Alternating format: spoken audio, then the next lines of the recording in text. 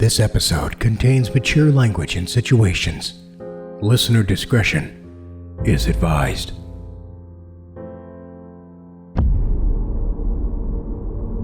You wake, standing on the doorstep of a beautiful mansion. The front door stands open. You can hear voices, music, so many people. You step towards the door. You have to know what's inside. You're lost. You have no memory of how you got here. It doesn't matter. Because now, you belong to the Grey Rooms.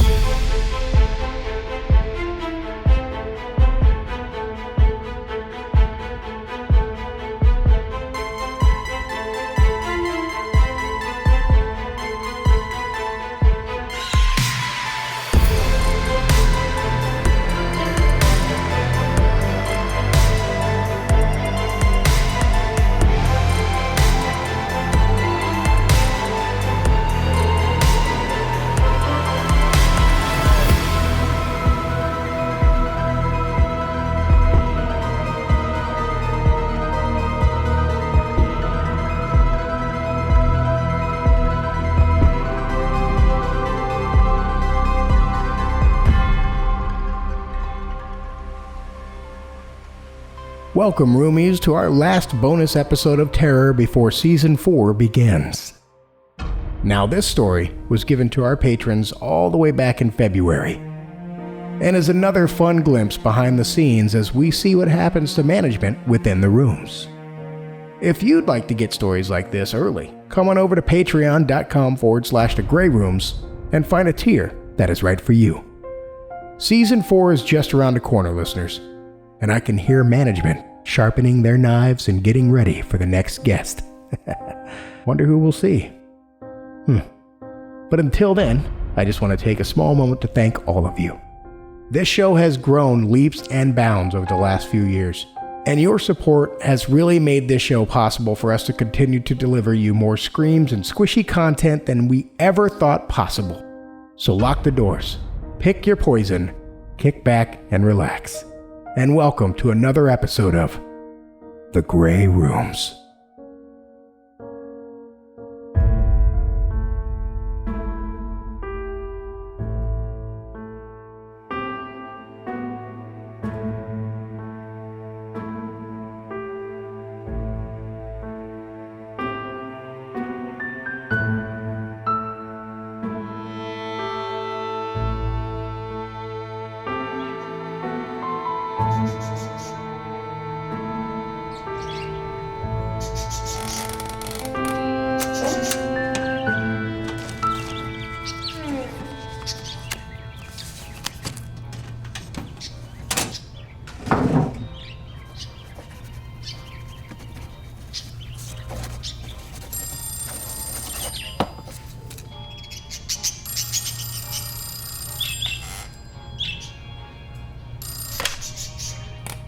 Yes? Yes. Good evening, sir. Yes, the investigation is still underway. But I have reason to believe... Good. That's a load off my mind.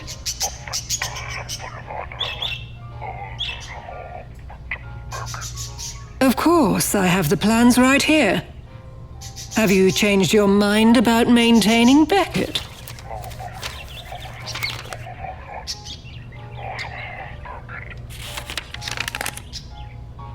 Despite a rocky start, he seems to be working out quite well.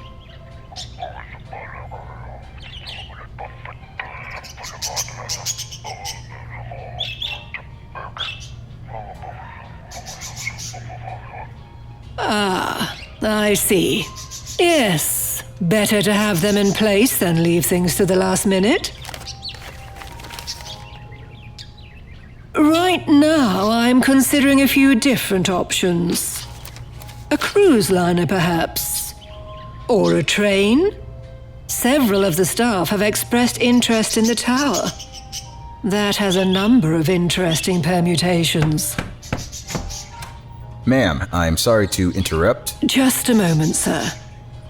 I am on the line with our employer, Stephen. What could be so important? I know. I wouldn't have intruded, except you have a visitor. Tell them to call again later. There's nothing... Oh, come now, dear. Surely there's nothing more important than me. What a dreadful notion. I'm sorry, sir, but I shall have to call you back. Yes. Unfortunately, my sister has just arrived from the Mount. Yes, I will extend your well wishes to her. We'll talk again soon. Do you need anything else? No, Stephen. That will be all. Please ensure we are not disturbed. Yes, ma'am. What a nice young man. Bezaleel, dear, it's been too long. Please, come. Take a seat. I have a few comfortable chairs here in the corner for guests. We can sit and talk. That sounds... Oh, is that Kane?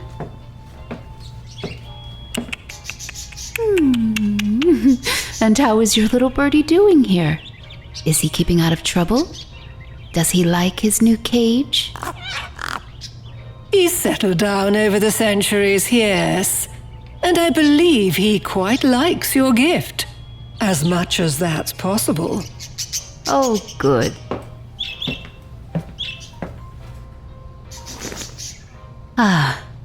This is a comfortable chair.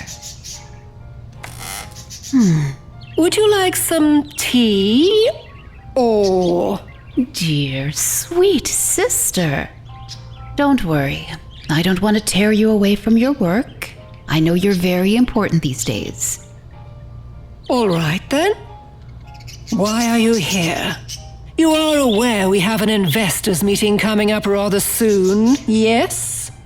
Oh, I'm not here in my role as Justiciar of the Arcadian Heavens, Shadow of the Goddess, and Scion of the Shining Mount. I'm here today just and only as your sister. I see.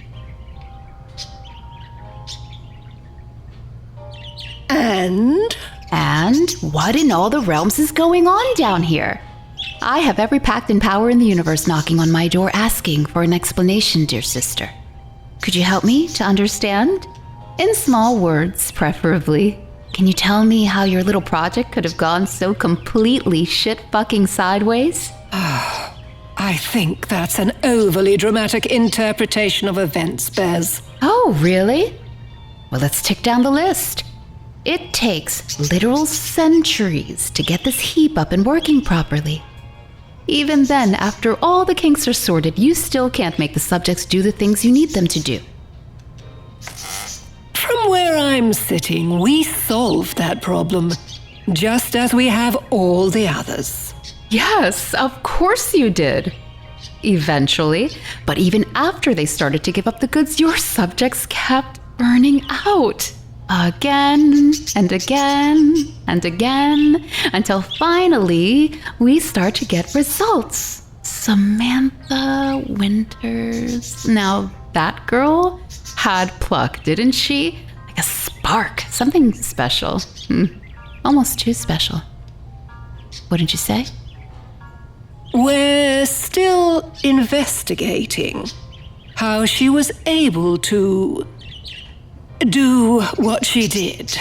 Yes, I know, dear sister, as you've told me. All you can do is investigate, isn't it? Because you lost her. Finally, the project turns a corner. Finally, it seems as though all this time and effort and expense will pay off, and you lose the subject. We found another one.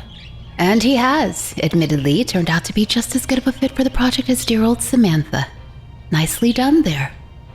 So, with a replacement slotted in, it seems as though it would be critical to avoid any sort of issues or concerns this time around? Keep the investors happy. How's that been going? Bez, dear, I don't know what you want me to say. Do you think I invited that creature into the rooms?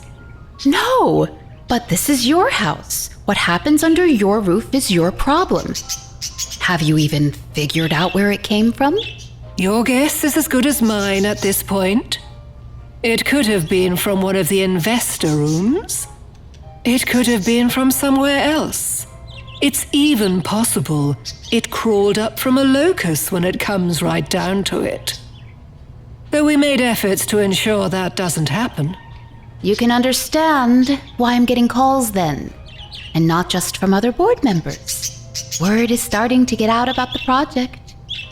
I think the window of opportunity we had here is closing. That is unfortunate. Thank you, dear sister.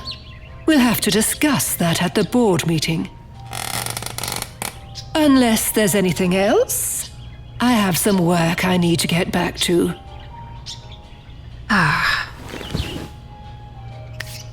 You should listen to me, old girl. I'm trying to keep you safe. Some people have never forgiven you for the choices you made. Mother, you mean? Oh, very much, Mother. Yes. She said some just terrible things when I mentioned I'd be seeing you. Send my best wishes right back to her, if you please. I will. And until the board meeting, keep your nose clean, get your house in order, and by the pits, woman, make sure you don't lose another one. The subject and the grey rooms are in good hands, Bez. I'll see you soon.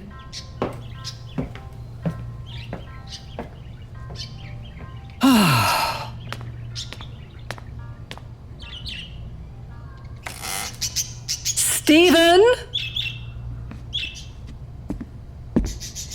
Yes, ma'am. Please contact our employer and offer my apologies. I will have to get in touch with him tomorrow. Cancel the rest of my meetings today as well. Will do. Is there anything else? No, Stephen. Thank you. Actually, Stephen, Yes? I need you to gather some documents for me, if you please. I'd like to review them as soon as you can put them together. Can do. What are you looking for? Splendid. I'm looking for our subject dossiers on Samantha Winters and Admiral Beckett. Then, I'd like you to pull the employee dockets for Todd Mathis and Bob. And finally, bring me some investor portfolios. The current representatives for the Host, the Grove, and the Far. My sister Bez, Moth Amberwine, and that ex-civics creature. It might take some time, ma'am. Make this your priority. Once you've gathered them, you're free to go for the day. I need some time to do a bit of research. Right away, then. I'll knock when I have them ready for you. Very good.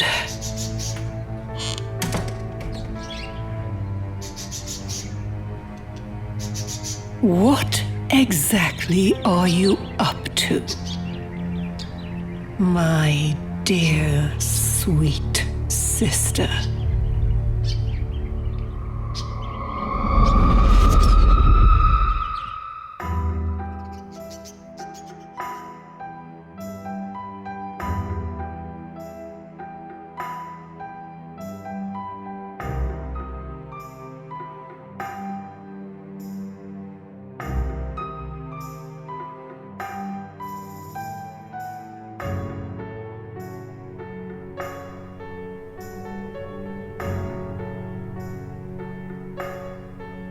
Jessica Fringe looked out her bedroom window and saw a white barn sitting across the field.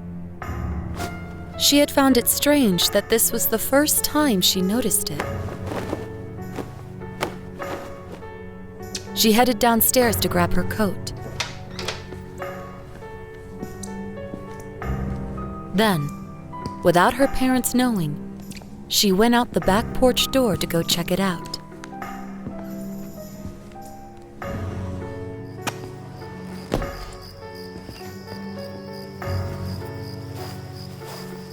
She made her way through the tall grass, thinking that it would be a good time for her father to pull the riding mower out of the shed.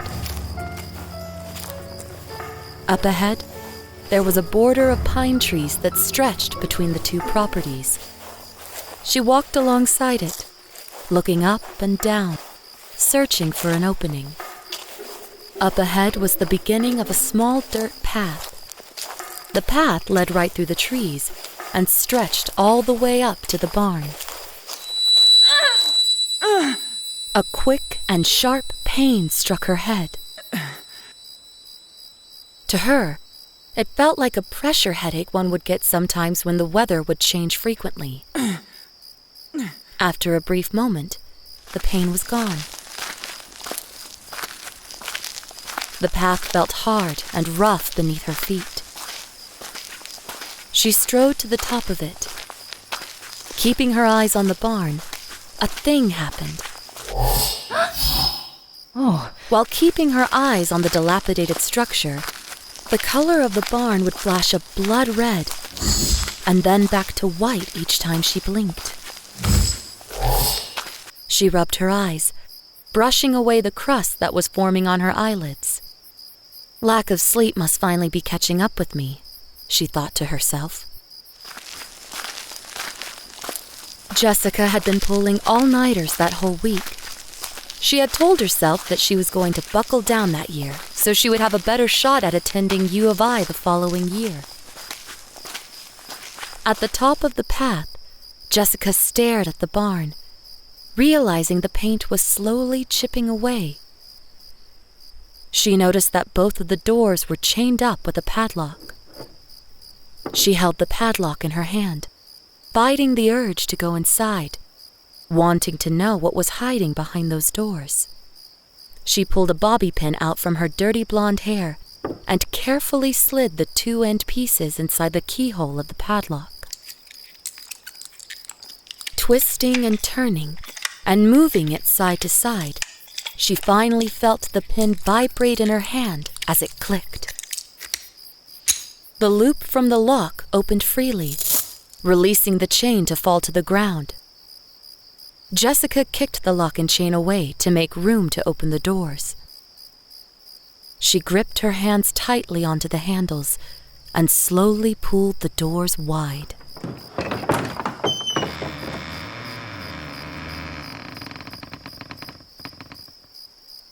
The only source of light came from a small light bulb that hung from a long extension that stretched down from the ceiling in the middle of the barn.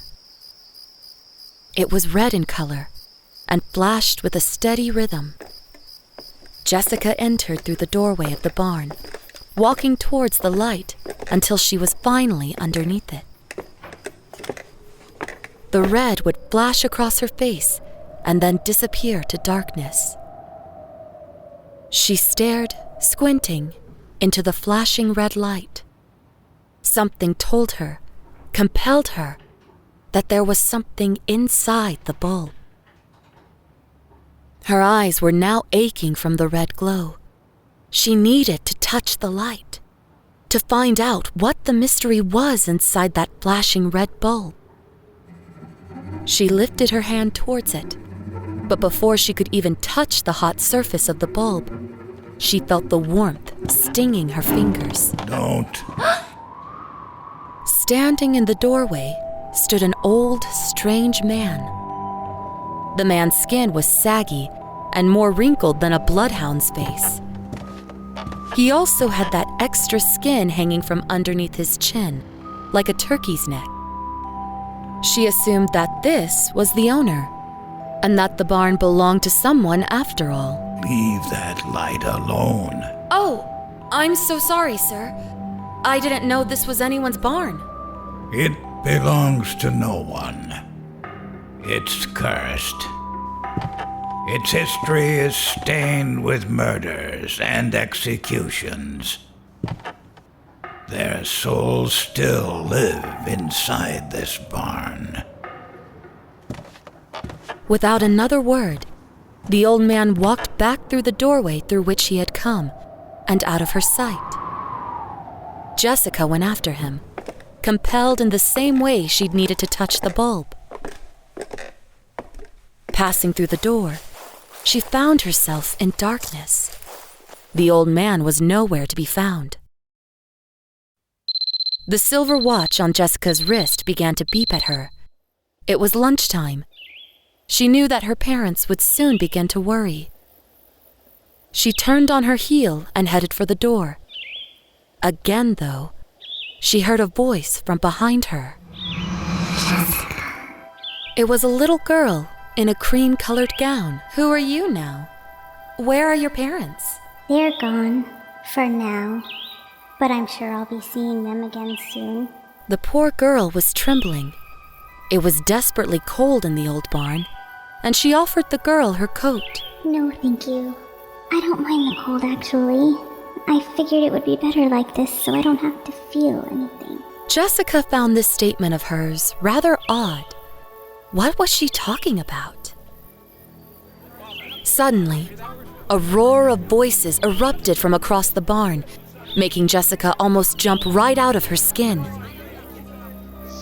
With caution, she walked over to the far door. Beth was now standing behind her, still giving her that innocent smile while she waited patiently to go inside. In the room beyond, a mob of what seemed like angry townspeople were settled inside the barn. Wait, I was just in here and... A guillotine was displayed up on top of several bales of hay. The mob of people were split up into two groups, forming a runway that stretched all the way from the guillotine to where young Beth and Jessica stood. Jessica's heart was now racing. Beth grabbed the back of Jessica's elbow to get her attention. Don't worry, they're waiting on me. Beth went around Jessica and began to walk down the runway, while everyone else in the barn would blurt out horrible things to the little girl. Burn in hell, you little bitch. Kill the little devil! Die! I hope you choke on the devil's corpse! Burn her! Burn her! Kill her! No more shall we breathe the same air as that foul thing! The little monster! Burn the wretch! Jessica was disgusted with all the awful comments that were being made towards Beth. Then, that's when she heard someone from the mob yell out, Witch! Kill her! Get rid of her! End her life now! Cut her head off! Kill the child! The blade is sharp! She looked to her left and saw that the nearest person next to her was a middle-aged woman, wearing a high-neck chemise with a broad linen collar. Jessica remembered seeing that type of clothing from somewhere, but she couldn't quite pinpoint where. It reminded her of something that would have been worn in the 19th century. Kill her! Chop her head off! Make her bleed! Excuse me, but could you tell me what is going on? We're about to sentence this evil witch to death! She's evil! Anyone can see she's We already took her mother's life a few days ago. End her life! When her father found out that his precious little girl was a witch as well, he couldn't help but to take his own life. Poor thing. Just couldn't live another day knowing that he loved and raised two unholy souls. The hairs on Jessica's arms began to rise after what the woman had told her. She had no idea what she had gotten herself into, or how all these people could accuse that little girl of being a witch. That's when it hit her. Since she was already indicating she might be going crazy, it wouldn't hurt her to ask some crazy questions. Where exactly are we? Why, we're at the old Lincoln Barn. One of the last remaining locations in Salem, Massachusetts to execute accused witches. Except we don't hang them in here. We cut their witch heads off. Cut her head off! Kill the little devil. Make sure the blade is sharp! Detaching them from their bodies so there's no chance in hell of them coming back to life. Before Jessica could summon the courage to ask the woman what year it was, she noticed a paper on the ground that someone had dropped. It was an event flyer for the execution of witches. She skipped past the other information on it and found the date. October 13th, 1869. She let the flyer fall out of her hand and back to the ground. It was official. Jessica had lost her fucking mind. She had no idea how all of this could be possible. Could it be some elaborate prank someone was trying to pull off? But she wasn't in Iowa anymore. She turned around to look out the open barn doors to see that her house was no longer across the field. Slowly, she began to step away from the mob and move back to the open barn doors. While doing so, she watched young Beth walk through the mob of people who were starting to throw stones at her, leaving marks and bruises upon her body. One thick stone thrown from the back of the crowd connected with Beth's head, knocking her down. The blow did not stop her, as she got back to her feet and kept walking. Once Beth had reached the hay bale stage, the executioner grasped her arm and yanked her up. They tied her hands behind her back and pushed her down to her knees below the guillotine. They then carefully placed her head beneath the hovering blade. Beth was now looking face down into the same basket that once captured her mother's head. The executioner stepped away, with the rope that would trigger the falling blade in his hand. The priest, who had been brought in to help with the execution, stepped in front of Beth and asked her to open her mouth. The priest then placed a small crucifix on her tongue, asking the girl to close her mouth and to keep it there. As the priest stepped away, the mob of people began to roar, knowing what came next.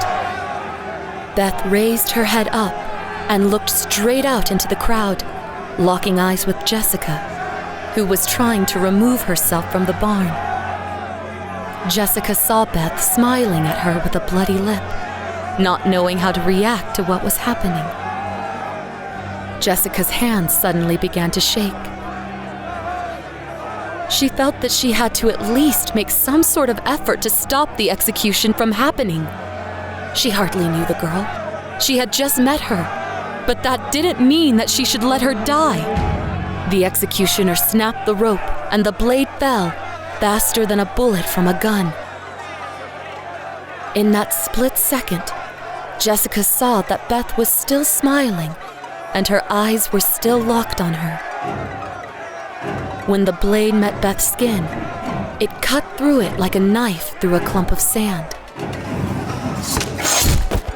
Then, since she had her head looking upwards during the act, when the blade snapped through the vertebrae in her neck, it shot her severed head out into the crowd like a spring from a ballpoint pen. While the head was midair, a spurt of blood came out from the neck wound, leaving droplets to fall on some of the onlookers. Beth's head dropped to the ground and began to tumble across the floor, leaving a trail of blood behind. Her journey came to a halt near where Jessica was standing. She looked down at Beth's severed head and found that it still possessed the same smile given just moments before her death. The fear that had been building up inside Jessica finally released. Her scream was so high-pitched it could be heard over the mob of people cheering little Beth's successful execution. Her next reaction was to get the hell out of that barn. As she did, someone from the crowd picked up the severed head. Now, let's burn this bitch back to where she came from. Dust drifted behind Jessica as she flew down the dirt path back towards the border of trees. Ahead, she had noticed that her house had reappeared. This made her run even faster. Behind her, there was a cloud of black smoke rising to the sky as the mob burned the flesh of poor little Beth. As Jessica neared the trees, she was able to make out the small opening that led to the other side. As she jumped through the gap in the trees, another sharp pain filled her mind, worse than before. This one brought her to her knees, hands clamped to her head. After an agonizing 10 seconds, she got back to her feet and headed for the back porch door to her house. Jessica's father was on his laptop, fine-tuning with his fantasy football league, and her mother was fixing lunch when Jessica came flying in, filled with a strong and fearful rage. She ran so fast that the wetness from the grass made her slip on the marble, nearly smacking her head on the kitchen floor. Her mother rushed over to check on her, as her father came charging in from the dining room. Jessie, are you okay? What's your hurry? Jessica sat up, crying so much she couldn't speak clearly. Finally, she collected herself enough to tell her parents what she had witnessed. The white barn, the one across the field from our house. There's a group of people in there, and they just killed an innocent little girl. Her parents were shocked and confused. They had no idea what Jessica was talking about. It frightened them. Jess, honey, what are you talking about? This isn't one of your jokes, is it? Jessica aggressively shrugged at the fact her parents didn't seem to believe her. Just follow me and see for yourself. She ran back out the porch door, willing her parents to follow. After sprinting through her yard again, reaching once more the border of trees, she passed over to the other side. Jessica reached to grab her head, enduring another painful headache. She was determined to catch the mob of people before they got away with what they'd done. Once she made it to the top of the hill, she raced through the doorway of the barn. She saw nothing but a bunch of hay bales stacked around the perimeter. It was empty. The only thing still in the barn was the flashing red light. She was too late. The mob was gone, and so was Beth. The place looked as if nothing or no one had been there. Not a trace of the execution. Her confused emotions swelled inside her. All she could see was that damned flashing red light. A few feet from the bulb, Jessica noticed one of the floorboards was cracked and sticking up. She grabbed hold of the 2x4 and tore off what she could of the busted piece of wood. It would be enough to smash the light. As she approached the pulsing scarlet, she raised the piece of wood, cocking it to be swung.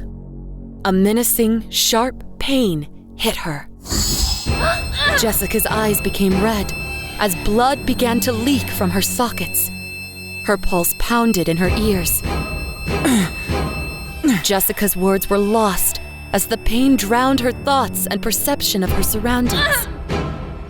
From behind the borrowed floorboard, a root came crawling up into the open. It stretched its way across the floor to Jessica.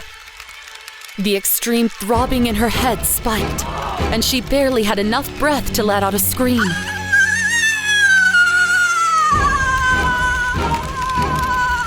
Stretched taut, the root began to coil around her ankle. The tendril gave a sharp pull at Jessica's ankle, crashing her face first onto the hard wooden floor. The root began pulling her towards the open hole in the musty floor. As she was dragged across the barn, she began to scream in hopes someone would hear. The blood from her broken nose and eyes smeared across the dusty floorboards, leaving a crimson trail behind her. Her feet were the first through the opening. Then her legs arched into the hole as well. Inch by inch of her was dragged through the gap, swallowing her down the narrow and ragged hole in the floor. Her skinny legs went through without a problem, but she became stuck upon reaching her waist. Slowly, determinedly, the root did its best to pull her through the tight squeeze. The jagged splinters dug their way through her clothes and into her skin. The power pulling her down on the broken wood began to peel her flesh, making more room for her to slide in. Halfway up to her stomach, the pressure from the small space crushed her ribs. Once broken, she slid down further, catching again. This was when she knew she wanted to die. She tried everything she could to escape. She scrabbled at the floor, trying to grab something to pull herself back up. She felt slivers of wood digging into her body, and every breath saw the boards contract further around her. She felt something give, and a torrent of blood poured from her mouth. All that was left of her above the floor was her arm and head, gasping for breath, pawing at the ground to the last. She dropped again, the force jamming her jaw tight against the wood. It would be the last time she would ever have a chance to scream, but the only sound she could make was a faint moan of pain. Her jaw snapped, and her head sluggishly eased down into the open floorboard. The last of her to go was her arm, still clutching the piece of wood, which neatly sealed itself into place at her passing. Jessica's blood was absorbed through the floor, and soon there was no trace left behind. Less than a minute after Jessica's body was devoured by the barn, her parents entered through the open doors. Jessie? Jess? They looked around the barn. No one was there, and nothing seemed odd or out of place to them. That was until Jessica's mother noticed something that the barn couldn't get rid of. It was Jessica's silver watch sitting on the floor near the flashing light. Only the light wasn't flashing anymore. She picked the watch up off the ground and realized that it was broken. The glass was shattered. After showing the watch to her husband, they both agreed that they needed to call the police. Jessica's father closed the doors behind them. We better hurry. It looks like it's gonna storm soon, and who knows where Jessica could be. God, I just hope that nothing's happened to her.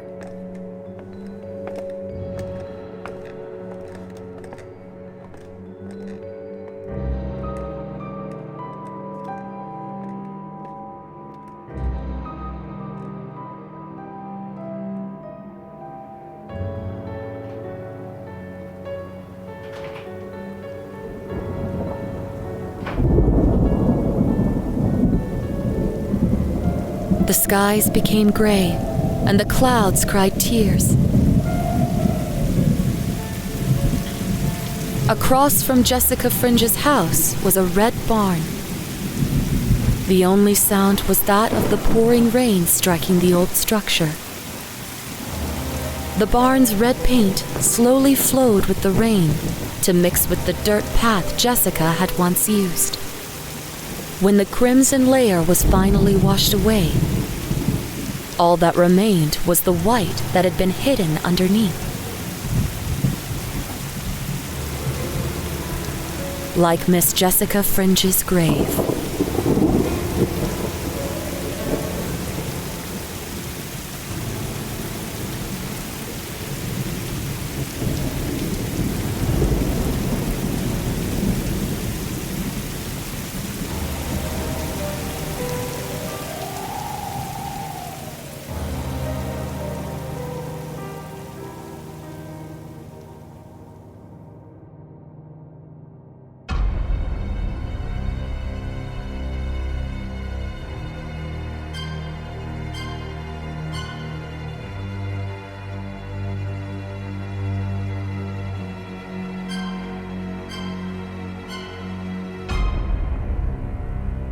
The White Barn, written by Brandon Kohl, with performances by Sarah Ruth Thomas as Jessie, Erin Lillis as the mother, Joe Stofko as the old man, Christina Wilson as Beth, and Graham Rowat as the father. Investment at the Mount, written by Michael Zenke, featuring performances by Margaret Ashley as the architect, Raymond J Lee as Steve, and Isabel Santiago as Bez. Musical composition for this episode was by J.M. Scherf. Episode artwork, web development, and creative direction by Cassie Pertite. Patreon management by Brooks Bigley. Videography is by Hale Scherf. Community management by Tori Miller. Audio engineering and sound design was by me, Jason Wilson. It's coming. It's coming. Season 4 is coming November 26th. I hope you're ready for a fresh batch of horror as we go into the next chapter of the Grey Rooms. But don't worry, listeners. While you're waiting to peek behind the door, starting next week, we'll have our upcoming week-long event, Descent into Hell, a 5-episode miniseries written by Mark Taus that our patrons got to listen to last month. If you'd like to get episodes early and listen to other ad-free bonus content, including Bane, the podcast within a podcast, Dismal Dirges by J.M. Scherf, and other creepy content, join us on Patreon at patreon.com/The Grey Rooms and find a tier that's right for you. And speaking of our patrons, we would also like to take the time to thank our patrons once again, and to any of those who have taken the time to leave us a 5-star rating and a review. Those reviews keep us at the top of the charts and makes it easier for more twisted souls to find the show.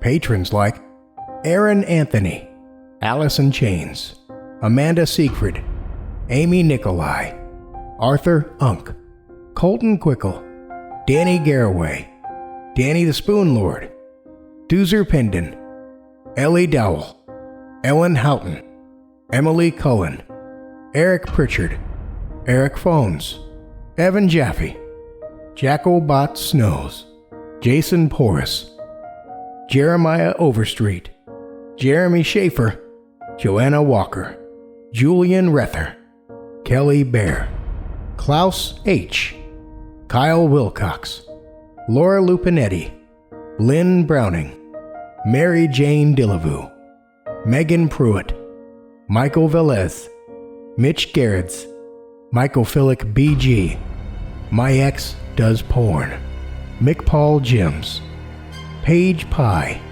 Paik Carey, Patrick Stewart, Philippa Key, Plin Plon, All Night Long, Ramius, Riley Warren, Ronan Kumori, Ryan McGann, Ryzan the Mad, Sandy King Carpenter, Sean Gary, Serena Eli, Spirit Live, Talicia Gullman, The Good Prof, Teresa Tabor, TJ Hodder, The Undisputed Baron of Disneyland, Wolf Delta Pi, Zektros Veraskul Shaktolas. That one's always fun. Howard Flett, and Jennifer Burke. The Grey Rooms is also streaming for free on Spotify, iTunes, and iHeartRadio. If you'd like to hear more, download the iHeart Spreaker app or open the browser and search The Grey Rooms. And you know, we here at The Grey Rooms love our fans, and we want to give back to you in the best way we know how. And we have a lot of fun things to show you, and we hope that you like them. You can find out more by joining us on social media. You can find us on Instagram, YouTube, Reddit, Twitter, and Facebook. And we took your advice and extended an olive branch to all of the tortured souls who've passed through the rooms. Now our emotional support group is always looking to help you with all of your needs. And don't forget about our merch store. It's full of epic designs and logos for you to sport, showing the world that you are a survivor of these very rooms. All of this can be found in the show notes or on our website at thegrayrooms.com. And let's not forget about our Discord channel. You're always going to hear me harp about how it's the greatest community in audio horror ever. And well, I could go on a nice tear about the movie nights, game nights, interactions we have, just getting together and having conversations, cracking jokes, and just overall enjoying our time together, but I'm not going to do that. What I'm going to do is point you to the show notes or thegrayrooms.com. Click on the Discord link. Join us today. Find out for yourself. Trust me. You can thank me later. We have a lot more on our plate before Season 4 is ready to roll. So with that, we need to get back to work to make sure that we meet those expectations that you have. Thank you again for giving us a listen. So thank you again for your support. And we'll see you in a few weeks.